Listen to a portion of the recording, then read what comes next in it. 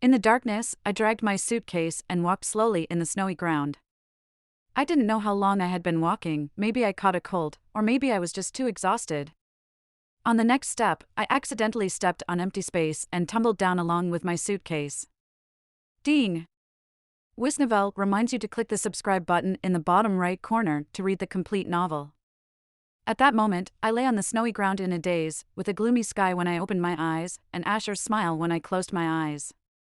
There were many scenes of me being with Asher, like a revolving lantern, playing before my eyes. Some were real, but some felt like they happened in a dream, surreal yet vivid. But without exception, whether it was the real Asher or the Asher in my dream, they were all so gentle that they made my heart flutter. Haley! Suddenly, someone called me from above my head. I looked up in confusion, only to see that the person calling me was Asher. How did he get here? Has he come back? No, wait, Asher is still down the mountain. The one in the mansion should be Ethan. But would Ethan call me so gently? It was only at this moment that I realized I couldn't distinguish between Ethan and Asher. Finally, with a series of doubts, I reached out and gently touched the corner of his eye. When I felt the scar there, I confirmed that the person in front of me was Asher. At that moment, all the grievances rushed into my heart. Asher, I choked out his name. And then I couldn't control my emotions any longer, crying uncontrollably. Asher kept patting my back, trying to comfort me. It's okay, Haley, I'm here. Asher, don't leave me, I really only have you now. Before I met Asher, I had a serious car accident. At that time, I was alone in a foreign country, not knowing anyone. It wasn't until I met Asher in the hospital, where he was handling some business. In my fragmented memory, there was someone exactly like Asher, who was extremely gentle to me. I immediately concluded that Asher was the person I knew before, and I clung to him. Although Asher said he didn't know me at that time. But he accepted my unreasonable demands and let me boss him around as my boyfriend. Now, we have been together for 3 months. Although it's a short time, I have already integrated him into my life. So I can't accept it when Asher kicks me out of his life for no reason. Later, when I felt dizzy and passed out, Asher carried me back to the mansion. I originally wanted to rest well and ask him why he was so cold to me, and even ask him why he wanted to break up with me. But because of catching a cold, after waking up from a nap, I had a high fever. During that time, Asher took care of me all the time. But I don't know if it's my imagination, but Ethan seemed to have entered my room a few times. When those eyes behind the gold-rimmed glasses looked at me, there seemed to be a hint of concern. There was even one time when he fed me water, and strangely, I wasn't afraid of him and obediently drank the water. However, when I recovered from the fever and went out to ask the butler, I found out the truth. These days, Ethan is not around, and the only one at home is the second young master. The second young master, who is also Asher. Ethan is not here, which is naturally good. But I didn't expect that I could still dream of him taking care of me. It's really daring of me, even daring to dream about it. Later, I bounced into the study to find Asher. As soon as I entered, I saw Asher wearing gold-rimmed glasses, participating in a video conference. He looked serious and spoke eloquently, not someone to be trifled with. I have never seen Asher like this before. For a moment, that question flashed through my mind again. Who is this person in front of me, Ethan or Asher? I cautiously walked in, wanting to investigate clearly. However, my footsteps still startled the man. He said the meeting was adjourned and closed his computer. Then he reached out to me, saying, "Come here." I didn't dare to be too presumptuous, so I obediently approached and took off his glasses. When I saw the familiar scar, I couldn't help but breathe a sigh of relief. Asher. After calling out, I familiarly sat on his lap. He also naturally wrapped his arm around my waist, gentle and affectionate. How are you feeling now? Are you fully recovered? Yes. I pressed my forehead against his, leaning in close. See, no more fever. You look more energetic now. Thankfully, you're better. Asher rubbed my cheek, his eyes filled with a smile. Why are you wearing your brother's glasses? I suddenly became curious. Aren't you not nearsighted? He paused for a moment.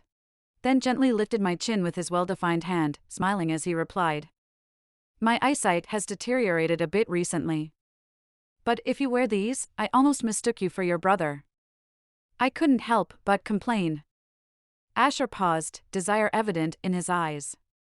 He suppressed his smile and asked me, Haley, can you really tell the difference between me and my brother?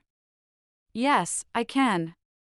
I touched the scar at the corner of his eye with confidence because I have a special skill for recognizing my boyfriend. Is that so? Asher smiled and slowly leaned closer to me. I was taken aback. Is he going to kiss me?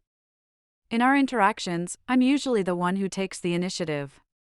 Although he sometimes initiates kisses, never before has his gaze been so possessive. And the hand he placed on the back of my head was firm, as if he didn't want to give me a chance to refuse. A smile appeared on my lips, unable to contain my happiness.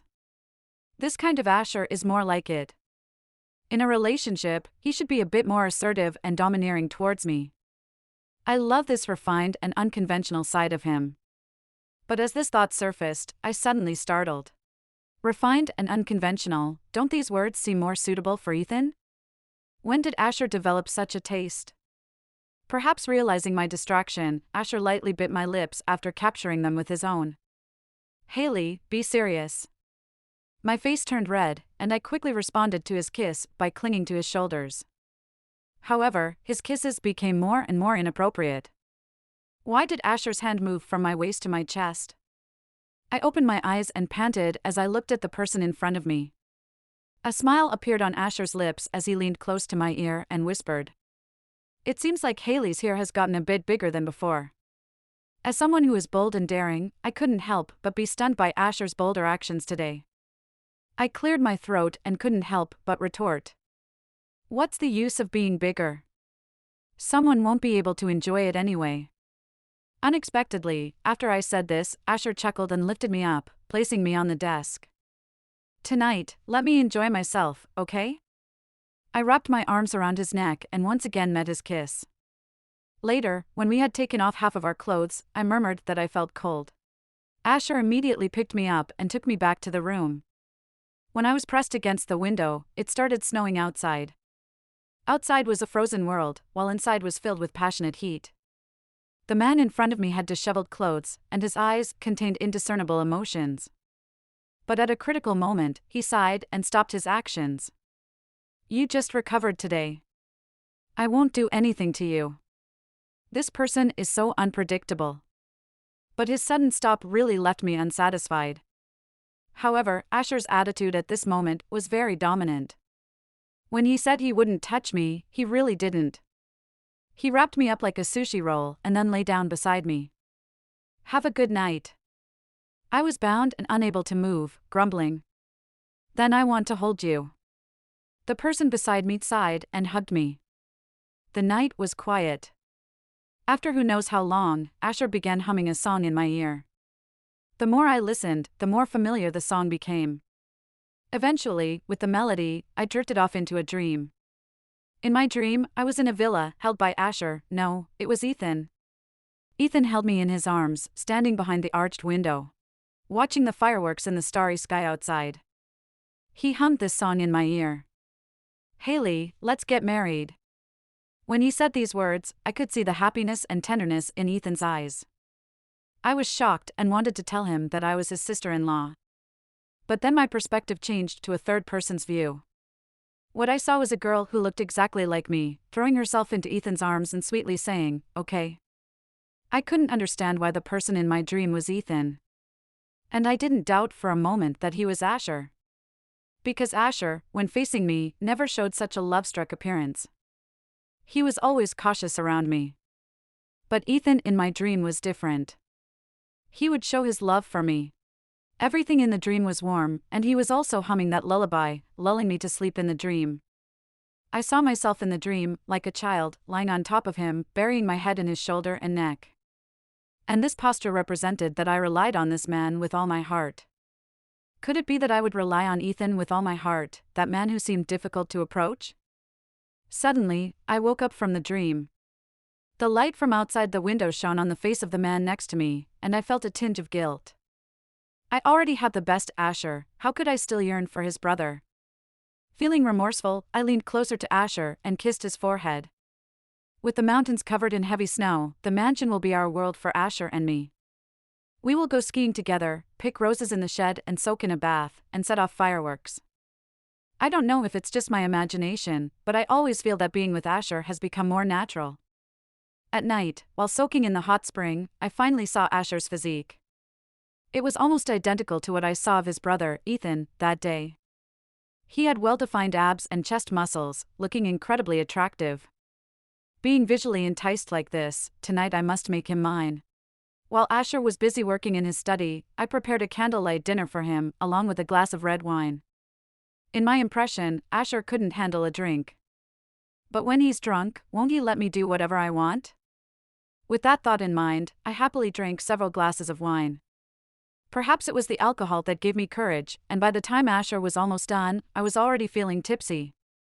As I watched Asher walk out of the room in front of me, I immediately grabbed his collar. "You've been drinking?" He smelled my lips and detected the scent of red wine. I didn't answer, instead I turned and led him towards the small living room, then closed the door behind us. Confused, he asked, "Haley, what are you doing?" I pushed him onto the couch, fueled by the alcohol, and opened my coat to reveal the sparkly straps underneath. I could feel his breath hitch. I thought to myself, "You're hooked, let's see if you can hold yourself back today." As the alcohol took effect, I leaned in close to the man's neck, kissing and teasing him with my knowledge of seduction. I saw Asher's hands clench into fists, and with a smirk on my face, I wanted to see how long he could resist. Just as I was about to kiss his lips, he suddenly leaned back against the couch, distancing himself from me. "I am Ethan Trainer." As he spoke these words, his demeanor changed from gentle to proud. I was puzzled by his response. Did Asher have a hidden illness?